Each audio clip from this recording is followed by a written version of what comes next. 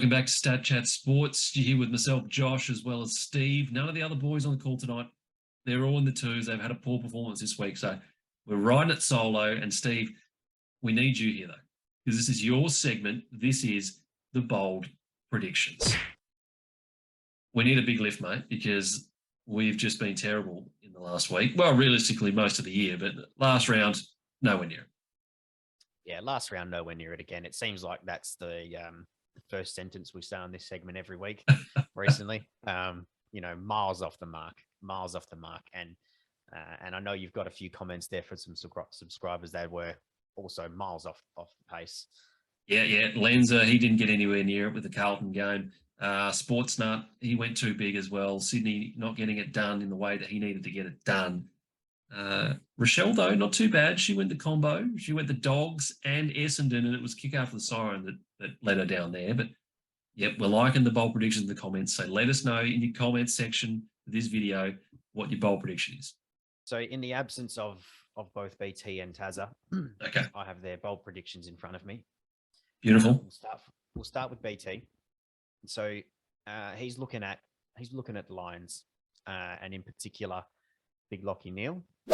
Okay. He says Lockie Neal will beat the record for the most handballs in a single game. Oh, wow. Which will be 36 plus the previous record held by Matt Crouch at 35. That's huge.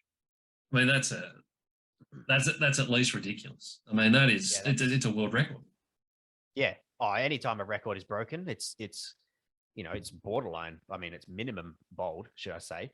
But I mean, if you think about it in a game where some players get 36 disposals over the course of a game, and that's mixture of handballs and kicks, to get 36 handballs in a game, I mean, that's stupid. Are you giving it Steve? Are you going to give it Steve level? Because it's a very, very big call. I think I might. Yeah, nice. I think that might have to be Steve. Yeah, I think it's fair. I mean, it is a world record for handles. That is outrageous call. And in a midfield presence game, which this one will probably be, I like the odds. Yeah. I like the odds. Yeah, that's really good. Nice work from BT on his birthday. Can't be here, but that's a cracking call, mate. Nice work. Moving on to Tazza.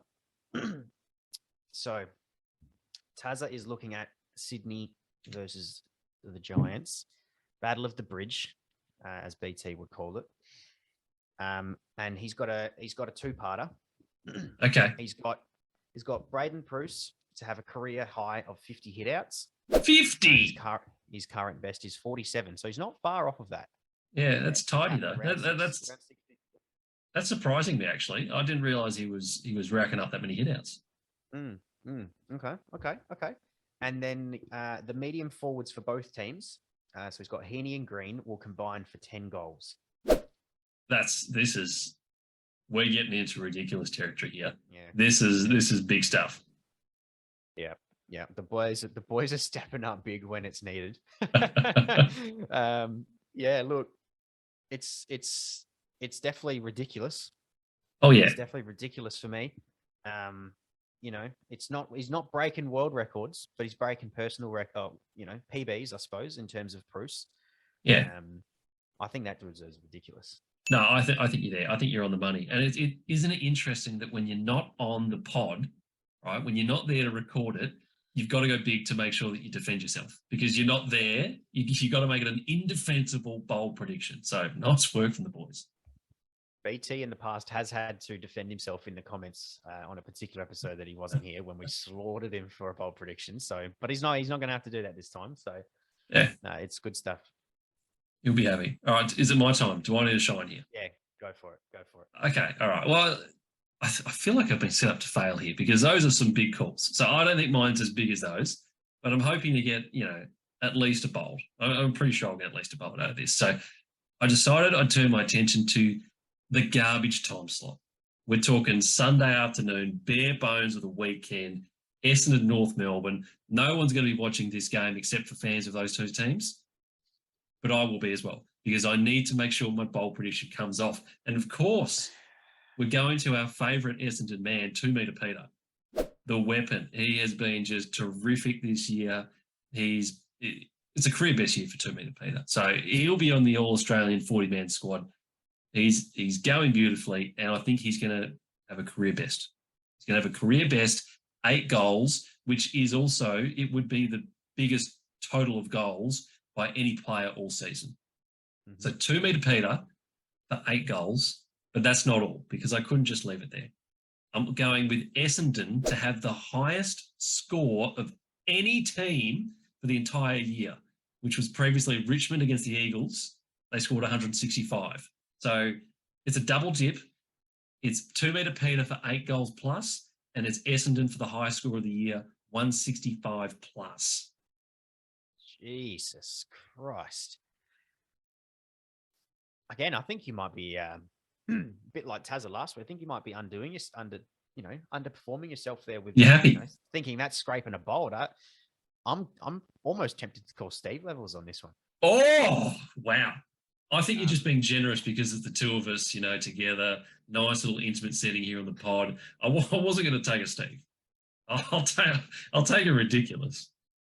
No, I mean, like you said, I mean, I went big last week with Max King to kick, 10 plus that. Which was a terrible call. That was a terrible call, and you slammed Tom Barras as well, which I don't think I was as aggressive and angry about that at the time. It was a terrible call.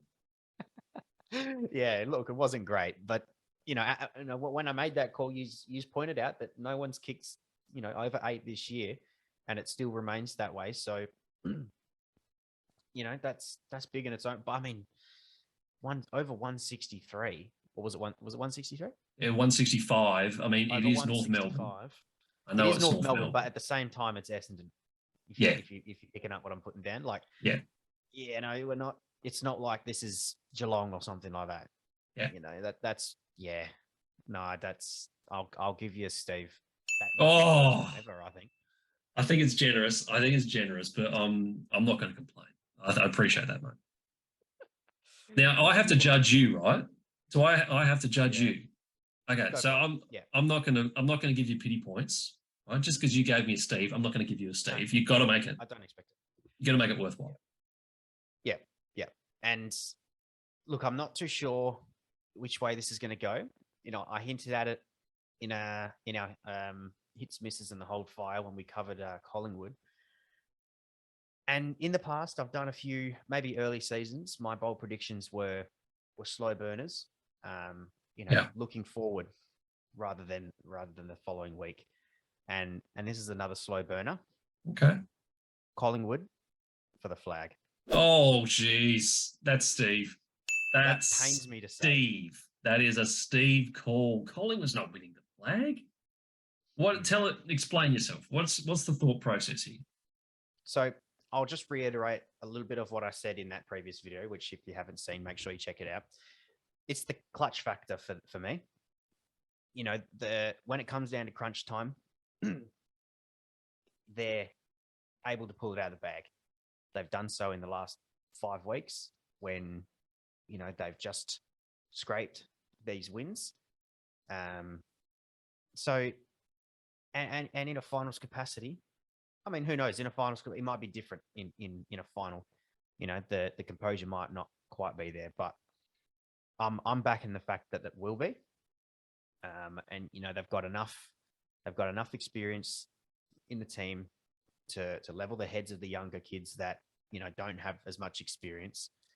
And it's that reason, and that reason alone.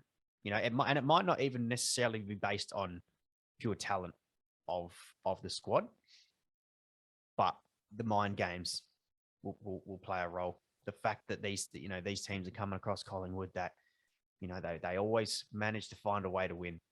They'll be nervous. If the game is in the balance towards the end, you've got to tip that Collingwood will get over the line. Look, this is just a wild call, Steve. This is brave. This is definitely a Steve call. I think you're completely wrong. I think there's a bigger chance that Collingwood go out without winning a final. So straight sets if they make top 4, whatever.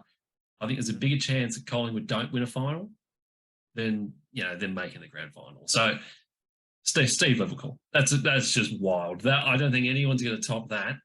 as we approach the back end of the season.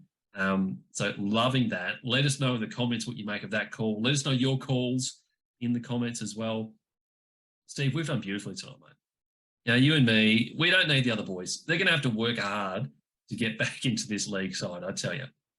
Just a really crisp podcast, I think, for the week.